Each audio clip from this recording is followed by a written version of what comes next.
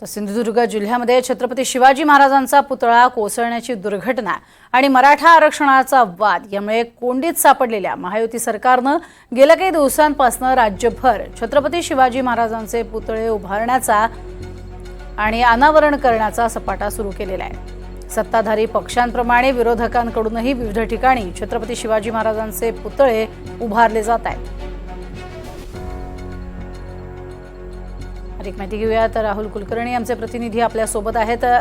Rahul sir, तुम्ही स्वतः ज्यावेळेला सिंधुदुर्गात गेला तिथली परिस्थिती पाहिली, त्यानंतर अर्थातच भीषणावह अशा स्वरूपाची परिस्थिती पाहिली होती, मात्र आता आपण एकीकडे बघतोय की ही दुर्घटना, त्यानंतर मराठा आरक्षणाचा वाद, या सगळ्यानंतर पुतळे उभारणं हे जोरदार सुरू आहे। काय या मागचं राजकारण?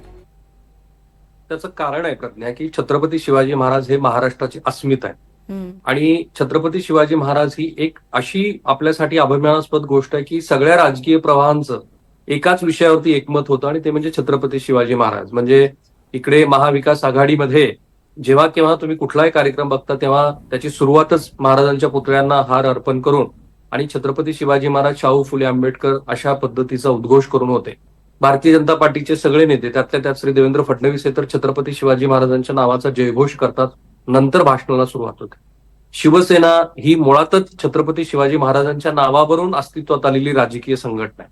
आता ही अस्मिता एकीकडे मान्य केल्यानंतर सुद्धा महाराष्ट्राच्या राजकारणाचा इतिहास जर आपण बघितलं तर शिवाजी महाराजांच्या पुतळ्यांच्या निमित्तानं राजकारण अपरिहार्य होऊन जातं। जसं अरबी समुद्रामध्ये शिवाजी महाराजांचा पुतळा उभारण्याचा निर्णय केव्हा घेतला, त्याचं भूमिपूजन झालं, अद्याप झालेलं नाही।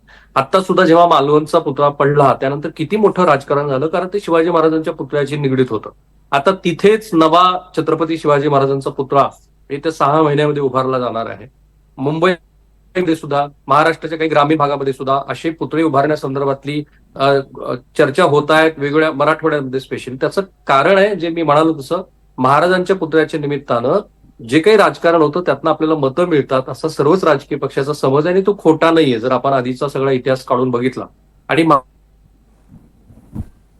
होतात तेव्हा ते वाद पराकोटीला पोहोचतात आणि त्या वादामुळं बऱ्याच वेळेला अशी परिस्थिती निर्माण होते की आपल्याला आपली मतं सुद्धा जातात असा समज आहे। आणि त्यातल्या त्यात आता महाराजांच्या पुतळ्याबरोबरच मराठा समाजाच्या आरक्षणाचा मुद्दा जो चर्चेत आहे त्याच्याशी सुद्धा हा मुद्दा बघितला जातो। कारण छत्रपती शिवाजी महाराज हे कुठल्याही एका जात घटकाचे नसले तरी सुद्धा जो समूह महाराष्ट्रात सर्वाधिक संख्येनं आहे त्यांना कुठेतरी महाराजांच्या अस्मितेबद्दलचा आदर जो आहे तो अधिक वृंदगीत करण्याचा, तो अधिक वाढवावा असा प्रयत्न राजकीय पक्ष करतच असतात आणि त्यातनंच मग पुतळा होतोय, पुतळ्याचं अनावरण होतोय। आणि आज श्री राहुल गांधी, मला वाटतं याच्यापूर्वी कधीही झालं नसेल, पण श्री राहुल गांधी आज कोल्हापूरमध्ये कसबा बावडा इथं जो महाराजांचा पुतळा आहे त्याचं लोकार्पण करणार आहेत संध्याकाळी 5 वाजता।